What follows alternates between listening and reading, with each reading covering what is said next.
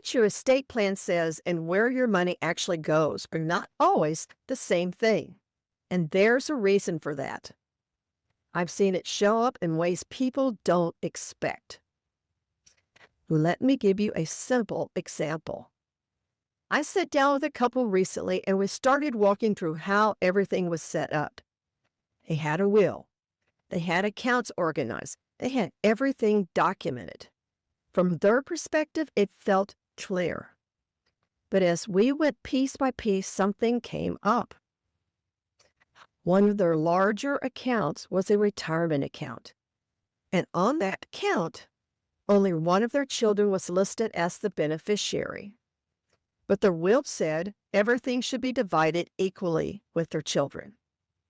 So we paused, because accounts like that don't follow the will. They follow the name listed on the account. So even though their intention was to divide things evenly, the way it was set up pointed somewhere else. And that's not unusual. A lot of times those accounts were set up years ago. Things changed. Life moved forward and details didn't get revisited. And no one notices until you actually look at it. And it could be years later. Another situation I've seen is when more than one person is named to step in if decisions are needed. On paper, that sounds balanced. It feels like the right thing to do. But when I ask, how would decisions actually get made between the two of them? That's where things slow down. Because that part hasn't always been talked through. So when the time comes, it's not always clear who takes the lead, or how those decisions get handled, or if they think the same way. I've also seen situations where everything was set up properly at one point, but life changed. Kids got older, situations shifted, priorities evolved, and some of those details just stayed the same.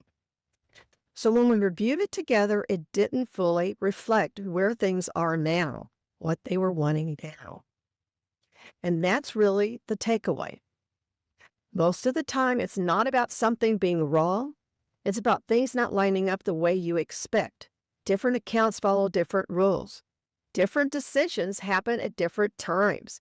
And unless everything connects clearly, it can create confusion when it matters most. So, instead of asking, do we have everything done? A better question might be, if something were to happen, would this be clear for the people involved? Because clarity is what people rely on in those moments. Last week, we talked about that feeling when things look right but don't feel completely settled. This is one of the places where that feeling tends to come from, not because something is missing, but because part of it may not be fully connected anymore. If you've ever had that thought that things are in place, but you're not completely sure how it all fits together, that's usually a sign it's worth taking a closer look.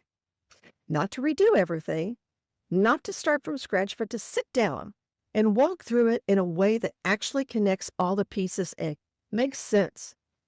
I'm Vicki Jern, a financial advocate who helps individuals, especially as they get closer to retirement, make sure everything they built works together, even through life transitions like job loss, divorce, caregiving, or the loss of a loved one. I'd be happy to walk through it with you. You can reach out at bfinancialpartners.net or call 832-698-2010, because when things are clear, decisions become easier. And remember to be financially prepared for today and the uncertainties of tomorrow.